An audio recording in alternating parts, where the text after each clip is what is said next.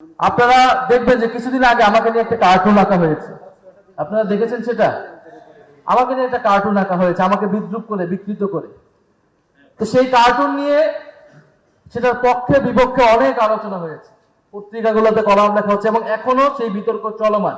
এটা কি শিল্পীর স্বাধীনতা, নাকি এটা জুলাই গণ অভ্যুত্থানকে অপমান করা হলো? এই যে আলোচনা চলমান, এটাই কিন্তু গণতন্ত্র। গণতন্ত্রের মানে হচ্ছে আপনার সাথে আমি দ্বিমত করব, যে আমার সাথে দ্বিমত করে তারও মত প্রকাশের অধিকার থাকে। কিন্তু আমার বিপক্ষে কার্টুন আঁকা হয়েছে দেখে কিন্তু আমরা কেউ তাকে আক্রমণ করতে যাইনি শারীরিকভাবে, আমরা সেই কার্টুনিস্টের বিরুদ্ধে কোনো মামলা দেইনি, আমরা সেই কার্টুনিস্টকে কিন্তু গ্রেফতার করিনি। কিন্তু বিগত সরকার কিন্তু করেছিল, বিগত হাসিনার সরকার, এবং আমরা এই বর্তমান সরকারের মধ্যে এই ধরনের প্রবণতা দেখতে পাচ্ছি।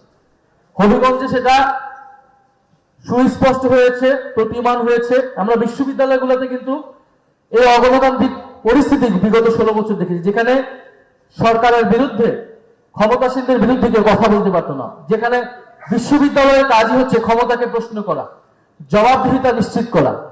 প্রত্যেকটা গণতান্ত্রিক দেশে বিশ্ববিদ্যালয়কে, ছাত্র সমাজকে, শিক্ষকদেরকে এই জন্য সরকাররা ভয় পায় যে আমরা যদি কোনো গণপরিধি নীতি নিতে যাই তাহলে বিশ্ববিদ্যালয় থেকে সমালোচনা আসবে, ছাত্রদের থেকে সমালোচনা আসবে।